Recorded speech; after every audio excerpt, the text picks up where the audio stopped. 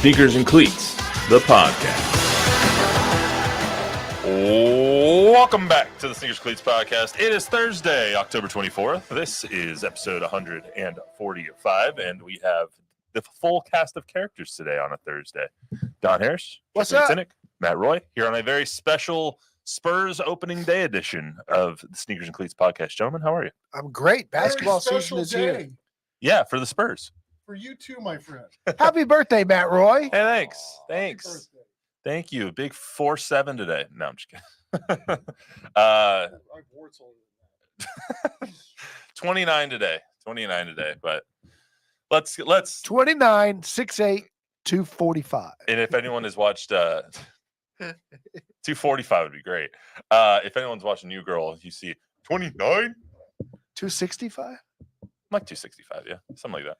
Did you find the irony that you're 29 on a game tonight that we have is 29-6A? No, I didn't see the irony in that, but now I do. Okay. For some It's all reason, connected. For some reason, I don't hear Chuck's mic here, but I don't There we hear anything. I hear us, but I don't hear Chuck for some reason. But we'll get I that. could take these off because I'm not hearing anything. We might have to get might have you guys share a mic here because I don't see any levels from Chuck's. But Mic anyway, check, 1, 2, 3, 4. you're good. Anyway, yeah, we have a big day today on the Spurs front. Before we get started, I want to remind everyone to follow the News 4 and Fox SA YouTube channels. If you're so inclined, follow the go to your nearest podcast app, download, rate, review, subscribe. Give us all that good stuff. We got a lot of Spurs stuff to go over. Will they go over under their season win total? We got will they make the playoffs? Will Wemby win the Defensive Player of the Year? He is the prohibitive favorite to do that. Talk all that. Plus, we have a high school hype squad with TNL tonight. TNL top 10. We'll go over that. Plus Canyon versus Judson. So that'll all be fun. But first, I want to get into trivia. Trivia first, obviously. That's where we always start. In the Pop era, what is the Spurs record in season openers? First game of the season, 26 of them. This will be 27 tonight. What is the Spurs record in season openers? So that'll be the question. You guys want to answer now, or you want to answer after we talk Spurs? Whatever you say. All I'll say now. right, now let's go with now. I'm going to go with 8. I'm going to go with he wins 75% of his games, so why would it be any different? Let's say about 18 and 8. Chuck? I'll say 16-10. Oh, we only have one mic that Yeah, that works? one, I Okay. don't think that other one's working. Actually, try that other I'll one. use it to clean my ears then. Getting very minimal levels on Yes. that one. So anyway, yeah. What are you going with? 16-10. 23-3. No kidding. Wow. 23-3 in season openers. It's kind of wild. That is wild. You wouldn't think that. I mean, obviously they had all those years of winning, but even in the last couple of years, they don't really lose their season openers. Last year, I think they lost by 7 to Tie game with 2 minutes to go. yeah, they lost by 7 to the Mavs. But besides that, I mean, they really don't lose their season openers very often. So we'll see what happens tonight. They're 8-point dogs to the Mavericks. But anyway, let's get to Hey, shout out Bob Gambert with new haircut. Does he have a new haircut? I did. I got a haircut yesterday. Yeah, that's you look very tidy, nice and clean. Heidi. Shout out to Go- Luis, who never has a hair out of place. I'm going to Cleveland tomorrow, so I had to look good. You gonna go to the No, game? dude, really, seriously. Huh? I mean, honestly. Weren't you gonna go to the game this weekend? I was going to, but I gave my ticket to my nephew because I wanted him to be able to sit with his dad and everything. I'm just going to hang out at a sports bar. We're all going downtown to pregame and everything. But I don't like going to games that much. If so they I'd were- rather be at a sports bar. If they were Yeah. 5-1, would you have given your ticket away? Yeah, I hate being at live sporting events. You really? Okay, They're much better on TV. get there early. Agree. I have a stadium experience. You do not want to encounter that crowd, and the construction around the ballpark is a legit concern. It is. You're right. So have fun with that, my friend. Like I He's said, going to the bar. I'm going to the bar, so I'm going to be fine. Try that mic one more time, Chuck. Give me a 3, 2, 1. hey. There you go. I think you're Okay. in there now. I'm just gonna turn your levels up a little bit. Sweet. Anyway, all right. Let's talk about some Spurs here. Do you wait? Hold on. Actually, one more Browns question. Do you like that Jameis is starting, or do you think that it's Have they made it's an that upgrade? official? Have they made it official Yeah. that he's? Yeah. Because I would have put DTR in for the rest of the year. Because I don't want to win any more games, and also I want to get a real good look at how good DTR actually is. All right, well, fair enough. Let's get to the Spurs here. So, season opener tonight against the Mavs in Dallas. Let's talk season holistically first before we get into the game specifically this evening. So, the over-under for the Spurs win total is 35.5. Don, I want you to finish this sentence for me. The Spurs will win more than 36 games this season if what? If Or because why? If or because. Okay. The Spurs win 35 games or more because they won 7 out of their 12 final games last year. They beat a Denver team that had to win for playoff seeding and was one of the best teams in the West. They got better as the year went on. They got over their 18-game losing streak while experimenting with Jeremy Sohan at point guard. So the team that ended the season is close to being a 500 team. Well, the team that ended the season was well over 500.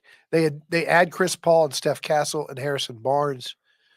They get out of the gate winning 7 out of their 12.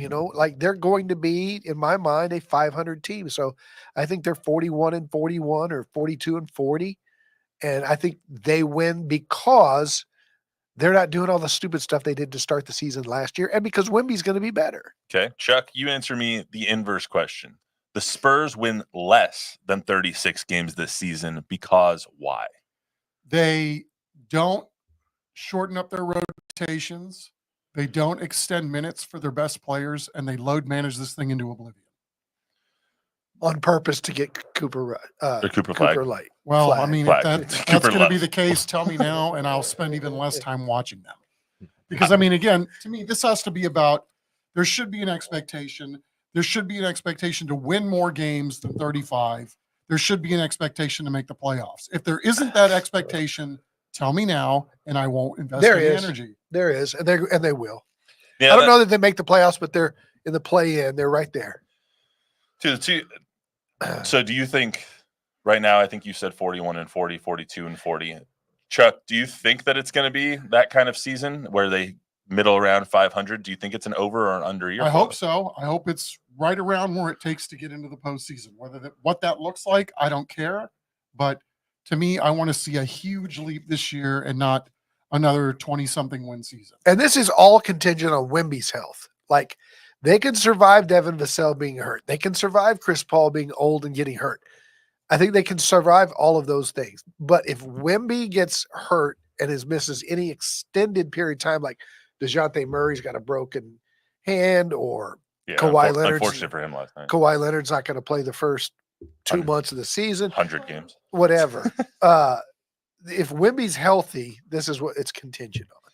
Yeah, I mean, when you look at their roster right now is considerably better, in my opinion, than it was last year at this time.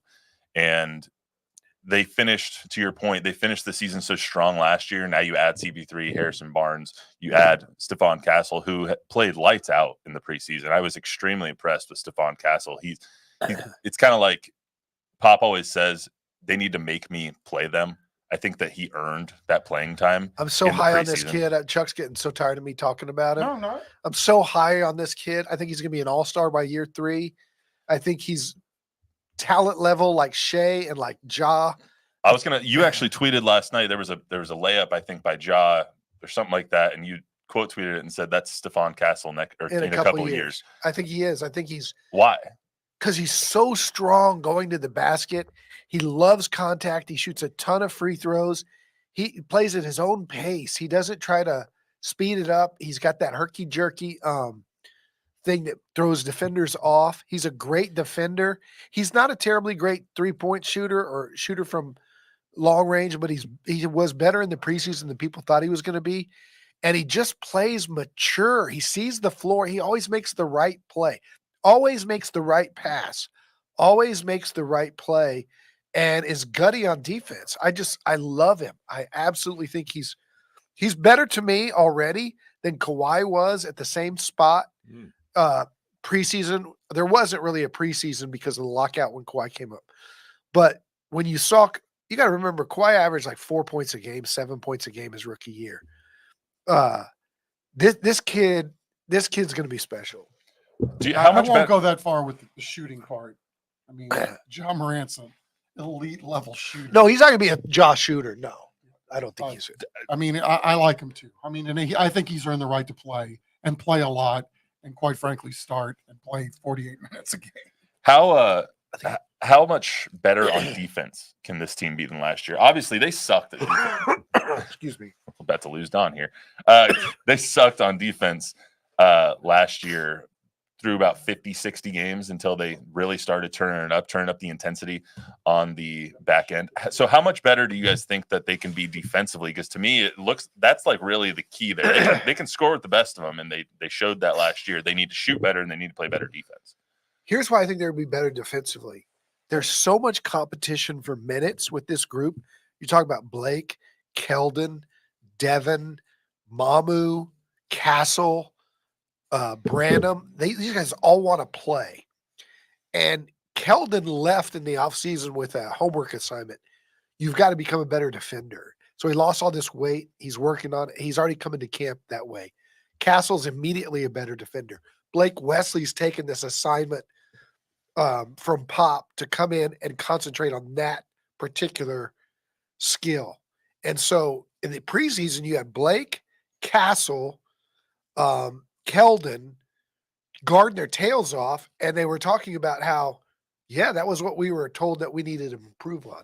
So I think if you want to get on the floor, I think Blake Wesley has a chance of playing a lot of minutes because he's just doing that one thing. Last year, you also saw Pop a lot of the times leave them out there to learn on the court and not really punish them or some if there's a lapse defensively or make the wrong pass or do something bad on the court. You kind of saw him let them figure it out. Do you think that changes now too, Don, with how he kind of holds them accountable and coaches this team? I do. I think it's going to be a shorter leash. You're not getting it done. The next guy's up because they got guys that those guys know who deserves to play because they're playing behind closed doors at practice. They know, like Branham knows that Castle is playing better than him and is better than him and should be playing more minutes than him. Those guys on the team know. So you can't fake it. If you're Pop, you can't be like, oh, I have a long leash on Keldon because he's Keldon. No, if Keldon's not getting the job done, he's out. I think he'll do that. Speaking of, I think so too. I mean, I hope he does that for sure. Right. Yeah. Speaking of Keldon, I mean, I know he's been working out with Bebe. Tell me a little bit about that, just because I know that he has kind of transformed his body, as Don said, and he's been working out with someone that you know well. In Bebe. I just think he took it upon himself and basically went outside the family. It's like, I got to do this for me. You know, I don't know that necessarily there was a lot of impetus, you know, to really push Keldon in this direction that was coming from the outside. I think Keldon did this internally, that he was going to take it upon himself to go to boot camp essentially and get his body in a certain place. And I think it's going to be fascinating to see if it ends up paying huge dividends for him. I mean, I certainly respect the fact that he went and did all this pretty much on his own. Absolutely. Bob, you got anything before you? Yeah, we got continue on? a regular watcher in the comments, Robert Smith. He's almost always watching. Thanks, Robert. Shout out Robert Smith. A couple things from him. He on the 40 win kind of thing where he's at. He said, "I'm at 48 wins.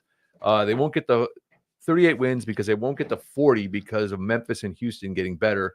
And then he also, you were talking about Branham for a second there. He said Branning's outside shooting has got to drastically improve.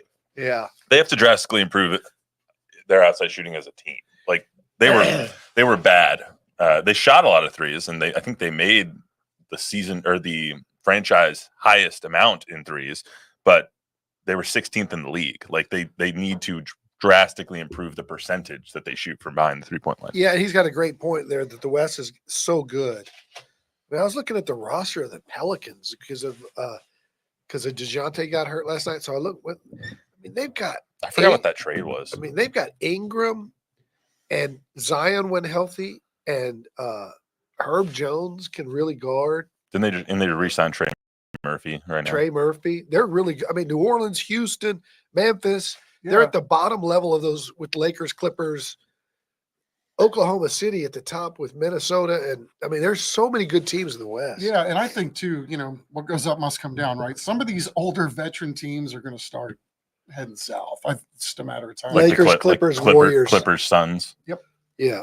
I mean, the Suns, I think, look a little bit better last night, especially because now they have Tyus Jones, an actual point guard that can actually help get these guys the ball and not just rely on Devin. And I'm never betting against Kevin Durant. I mean, even Fair in the enough. Olympics. Fair enough. The Inuit Dome by the Clippers, though, is pretty awesome. I didn't see much of it. Is it cool? It's pretty awesome. Yeah. So who starts tonight? A lot to be made of the starters. Who's going to start for this team? I mean, obviously, no Devin right now. Devin's going to start when he gets back healthy. But right now, who starts tonight? First game of the league year. Okay. I don't know, but Pop says he's still working on it. He has not started Castle yet. If I was Pop, I'd start Paul at the 1, Castle at the 2. I think he'll probably start Jeremy, Wemby, and Champagny. So Harrison, Jeremy. No Harrison. No Harrison. No. You think Harrison comes off the bench here? I don't know. Wemby and Chris, Sohan, Champagny, and then fill in the blank. Devin or Castle or Keldon. Okay. What about you? I'm going to go with just who played the most minutes during the preseason to see if that pays dividends. So you got Chris Paul, Sohan, Barnes. Keldon was also up there, but I don't think he starts. And then Castle and Wemby. That's what I'll go. I think Castle starts for now, but then when Devin comes back, he might replace him. Yeah. But I think the most interesting lineup for this entire team is Chris Paul, Stephon Castle, Devin at the 3, Harrison at the 4, and Wemby at the 5. And Sohan off the bench. Yeah, and Sohan off the bench. Because I think that's where the energy comes and then you put Keldon in, you need Jeremy in for the energy guys, the guys who can come in defensively, make those plays. You have to have 3-point shooting on the floor.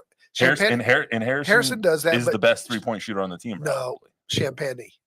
I mean, Champagny's good too, but I don't think he's not going to start.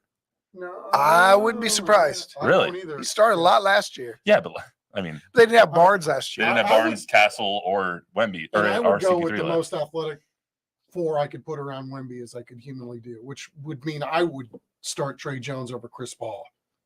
But that's just me. Yeah, I don't think that's going to happen. How about Castle at the 1, Devin at the 2? I like the way you spitball sometimes, DH. Yeah, Paul off the bench. I mean, to start the season, he's definitely starting. But Of by course. mid-season, I could see that happening to where Chris Paul maybe is the floor general for the second unit, kind of a la Kyle Lowry last year for the Heat. Can you imagine the Sixers? Can you imagine the drama that would cause if Pop bench Chris Paul? I don't know if he's I don't really know if it'd be necessarily drama. benching him though. Yeah, I mean, he's still going to play minutes. And, you know, again, would it be drama? I don't know that. Maybe not. You know? Maybe Chris Paul's matured to the point that he knows he's really done a great job of mentoring this kid, and he talks so highly of Castle. So let me ask you this, Don. Last year we heard a lot of we're trying to win, and it was all lip service. They weren't specifically trying to win last year. It was an experimentation year. It was a development year. This year we've heard win. It's all about the wins. We've heard about accountability. We've heard about all those things. What makes this year different than last year? The additions of Paul, Castle, and Wemby's improvement in the offseason. Just go back to the Olympic gold medal game. He was leading scorer in that game, playing against like 5 Hall of Famers, and the torch had kind of been passed. There are high expectations for Wemby, and he sets them. So I think it's not lip service this time. I think that started off in the preseason and in training camp last year. And then once they went through that 18-game reality hit the face, especially when they were trying Sohan at the point. No, that's all in the past.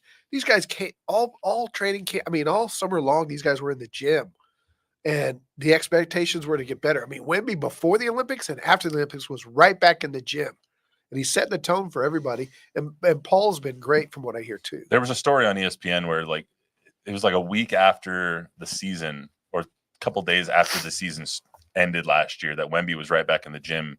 And for the 2 months leading up to the Olympics, he put on the 25 pounds. That's when he really did it. Yeah. And the last couple months, he took a vacation and then has just been trying to maintain that weight and flexibility as he comes into this season. You look at the ESPN projections, and they're expecting him to score 25 a game and average 12 rebounds. And I think their statistical for blocks, I think they're putting him at like 4.3 blocks a game.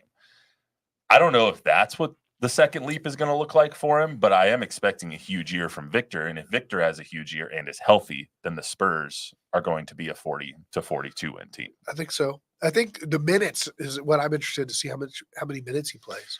Well, they kind of played with him with kid gloves last year too. Whenever he would tweak an ankle, he'd be out for 3 nights. I mean, and he tweaked his ankle four times maybe last year, maybe He 3. He played 25 minutes a game, right, for Yeah. most of the year. Yeah, they had him on a minutes restriction for a while. I don't Yeah. think that he has that at the beginning of this Don't season. say minute restrictions. That's not what we say. That's not what we say. Load management. We don't say No. that. I don't know. We can probably say that because we were told we didn't necessarily. We could maybe say that. Pitch count. What are we supposed? Why can't we say it? Wemby said we don't use that term. Yeah. Minute restriction. Yes. They did last year. I was going to say they restricted his minutes. What do they want us to say? This guy has a team around him. He was asked the other day about the lawsuit about the guy who was selling merchandise without being, and he said, I don't know about that. He has a team of handlers from the legal side, from the marketing side, from the physio side. I mean, the Spurs hired his guy. His routine is amazing, and everybody's in awe of. This guy goes to bed at 9:30 after he reads books. Yeah, he got woken up right in the middle of his sleep last night. Yeah, I heard that. If just in case anyone missed it, Fire a alarm. Dallas hotel at 11:50-ish in the morning, the fire alarm got pulled at their hotel. So Wemby was in sleepy land, and then he was It's rudely happened awakened. before in Dallas. Um, They poisoned Tony Parker's creme brulee what? the night before. What, Game 7, I think, or I've never heard that story. yeah. For people out there who vote, I put a poll up last night on my Twitter account that asking everybody, what do you think is the over under win total? Would you go over or under? 74% of people who voted in my poll think over 35.5 wins. So a little bit of Poor Vita fan out there. I said 40 last year. They won 22. So what do I know? Well, and I think I went even over what you did. So yeah, I mean, I'm not very good at the guessing game, but better not be 22 again this year. And Vegas is always pretty close. I mean, 35.5, 36.5 is the over under. So as far as tonight, they win tonight? No. They lose to the Mavs? Yeah. I think they win tonight. I think they win tonight too. I think that 23-3 is pretty hard to argue with in season openers. Plus, Luka always starts slow. Okay. I think he's still drinking a few too many beers as he gets ready for the season. This is the defending Western Conference champs on national TV. Because they got super hot at the end of last season. I don't think anybody, if we went back to last year, thinks that Dallas was the best team in the West last year. They don't impress me that much. I mean, why not? All right. Well, they're 8-point favorites. Vegas is rarely that far off. I don't know. Rockets were 8-point favorites last night. Hey, I was listening to a competing podcast yesterday. Rude. And they're one of their crazy predictions. They're making crazy predictions. Is that Wemby will get a 50-point game this year? What do you think the odds of Wemby? I can see that. What's his career high so far? I don't know, 38, 33. Yeah, it's possible. Like I think he gets a couple of quadruple doubles. That's a quadruple double is tough. I don't know. I mean, he'll definitely get a couple. That's where he doubles. has to make a leap too, is learning how to play well with others and make others better around him too. His assist so if numbers he are does, he probably does have a quadruple double. I mean, I think he's the next person to get a quadruple double. I just don't know if he'll get it this year. I mean, he'll definitely have a couple assists and blocks. He'll definitly have a couple of games where the block numbers are crazy and he has 10, 12 blocks in a game. You could think right off the bat that three of those stats are a given, right? That you think he could get 10 in a game, right? Yeah. And the other two steals, right? Yeah, he could do steals. Yeah, that's right. What about what would that be? A quintuple. Yes. He wouldn't do that, but he might get that instead of A assists. quintuple double. All right, guys. Well, Quintuple. looking forward to the Spurs season Quintuple. for sure. You guys think he wins defensive player this year? He's the odds-on favorite. I think so. Yeah, he's like -150. He should probably won it last year. He definitely should have won it last year. All right, let's get to the high school hype squad for this week. Let's get right to the TNL top 10 before we get into our TNL matchup. Piper is number 1. They're 7-0, 4-0 in district. They are also Nick Rogers, the coach of the San Antonio Sports All-Star Game this year. So looking forward to that. We had the big announcement this past week. We had media day this past week. It's always great.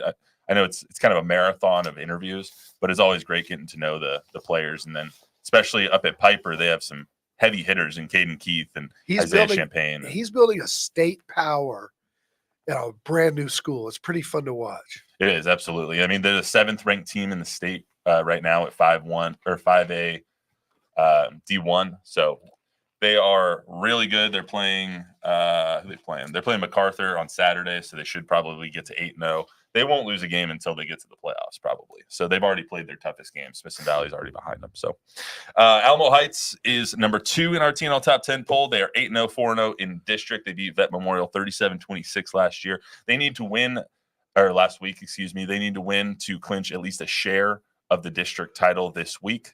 They are playing McCollum, so I expect them to probably do that. They have not lost a district game in over 4 years. So when they're in a tougher district now, but tougher district, they but had still, a cakewalk for a few years. Yeah, I mean, when you're playing, nothing against Burbank and Brack and Highlands and Edison, but they're not on Alamo Heights level. Steele is 6-1. They're number 3 in our TNL top 10 poll. They're 3-0 in district. They defeated Judson 56-3 2 weeks ago, which was one of the biggest, most lopsided matchups in the history of those two programs. The Knights resume play this week after an open date, ready to make a charge for their 5th district championship. They're playing San Marcos, who is 0-9. So expect them to continue and win that game as well. Isn't the story there though is interesting? Isn't San Marcos like still like sanctioned? Yes. So they can't play varsity, right? These kids, these quote unquote alleged recruits that are all playing JV football because they're ineligible to play varsity. But from what I understand, the JV is winning 77-0 every week. Like San Marcos's best players, if they could play varsity, they'd be battling for that district championship. They're that good. I think they can next year. Right? Yes, all those kids are going to show up and play as seniors at some point. That game happens Friday night, 7:30 at Lenhoff. Southwest is 7-0, 5-0 in district. They beat Southwest Legacy in the Fire and Armor Bowl 41-13. They are 7-0 for the first time since 2009. So pretty good season down there for Coach Franco in Southwest. They're now 4-3 in the Fire and Armor Bowl. They have a whale of a game in 2 weeks. So next week when we're doing TNL Top 10, we'll be talking about a Southwest John Jay matchup. And looking forward to that. That's gonna be a hell of a game. Yeah. Brennan is number 5 in our TNL Top 10 poll. They're 6-1, 5-0 in district. I tweeted this out. They might be the hottest team in Texas. Like ever since they lost to Reagan, they have just been crushing people. 72-7 this week over Holmes. They've scored 244 points in their 5 district games. They are just crushing people, and it's relentless too. Next game they play is Friday night, 7:30 at Gus against Stevens. John Jay, the aforementioned John Jay Mustangs, are number 6. They're 7-0, 5-0 in district. They beat Laredo Nixon 44-7. They play a 1-win Laredo Martin team 7 p.m. on Friday at Gus before the looming showdown against Southwest. They lose Jackson Gutierrez and still go 7-0. Very impressive. Absolutely. Program built for success. Yep, their offense is finally catching up to their defense this year too. So look out. Absolutely. Their defense, they were winning games like 9-3, and now they're winning 44-7. So their defense is lights out. Smithson Valley, 5-2, 3-1 in district. They beat Wagner pretty good, 47-7 last week. They put the clamps on the explosive Wagner offense, holding them to 179 total yards.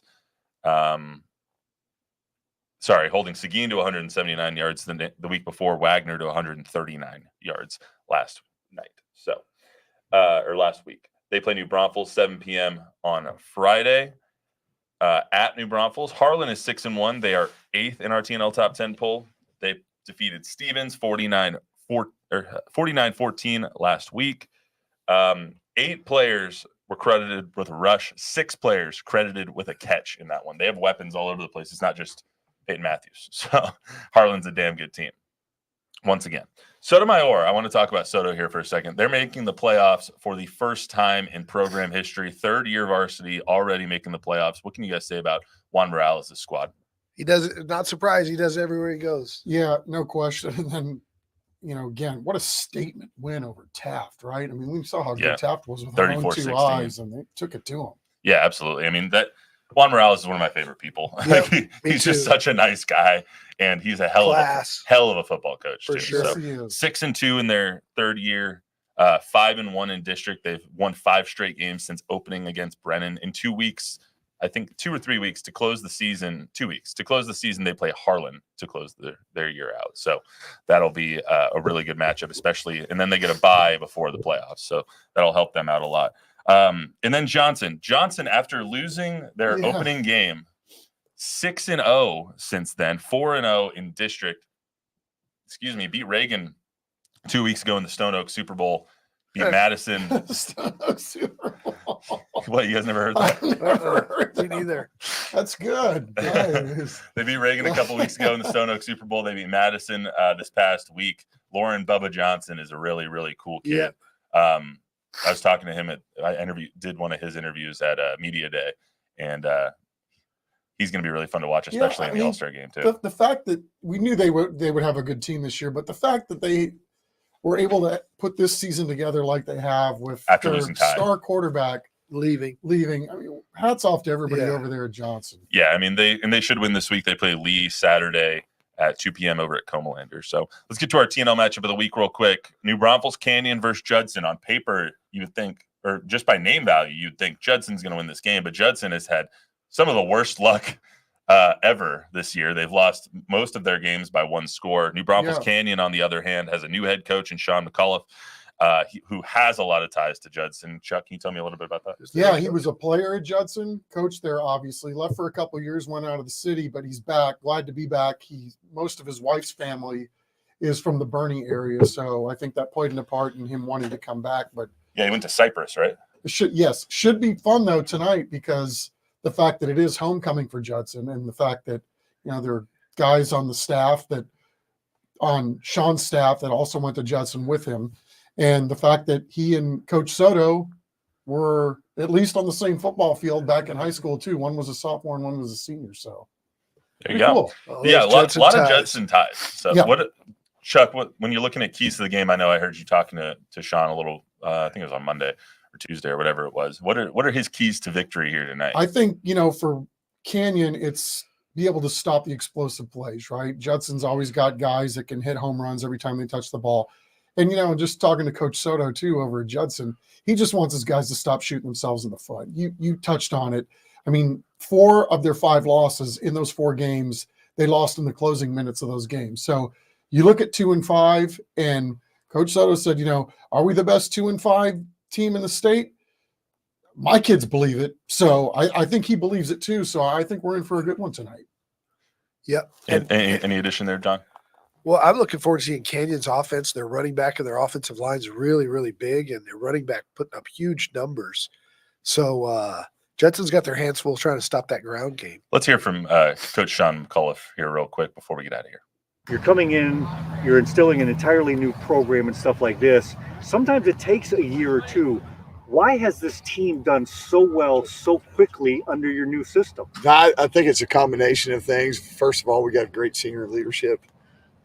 These kids have been through, unfortunately, some multiple coaches changes, and they've handled it all in stride. I think we've got a great community that backs these kids. We get great crowds every night that we get to play here at home and on the road. So there's a big time support for extracurriculars in general. And then I think it also has a lot to do with the culture of our campus. I think you combined all those things, and a staff that I was able to put together, 2 of them, Aaron Carter and Chad Way, were on my staff at Judson at a different time. And, you put all those factors in the mix, and a little bit of luck, we're at where we're at. And, I couldn't be happier. Have you thought about maybe what the emotions are going to be this week when you go back there? Or is it just like, you know what? It's another faceless opponent. It's just another game on the schedule. Yeah, I mean, that place will always be special just because I grew up there. I played there, played for one of the best in the business, Coach Rutledge. And being able to coach there was a special time in my career. But in all honesty, we're looking forward to driving down 35 and teeing it up and hopefully trying to get another win. And all bets will be off at 7:30. I'm not going to take a trip down memory lane. I'll be trying to figure out how to get these kids to tackle some really, really fast athletic kids. And then hopefully offensively that we move the ball consistently enough and, get this thing hopefully into a 4-quarter game where we got a chance in the end. Coach McAuliffe seems like a really nice guy. I haven't met him yet. So I'm looking forward to meeting him tonight at TNL. So He had some good Judson teams, man. didn't they go to back-to-back state semifinals when he was there? Yeah. You got three of his former players in the league right now. Who? Sincere Which McCormick, ones? Sincere? Rashad Wisdom, Oh, there you go. big dude, Trey Flowers and Leal. Big Marv. There you go. All right. Well, that's going to be a really fun matchup tonight. Looking forward to TNL as we always are. Remember to tune in tonight, CW35 or CWSA. Yeah. Now that we've rebranded, CWSA tonight at 7 o'clock. 7 o'clock. So don't watch the Spurs. You don't need to watch the Spurs. Spurs. You can watch us instead. Yeah, I'll watch the first quarter and then flip over. Anyway, that's all we got for you tonight on the Sneakers Cleats podcast. Remember to download, rate, review, subscribe, give us a 5-star rating, tell a friend, tell an enemy. We'll be right back here on Monday. More Spurs coverage. And real quick on the way out, guys, Cowboys win this weekend against the Niners or no? Yes. No. No. All right. I don't think so either, but we'll see. See you right back here on Monday, everybody.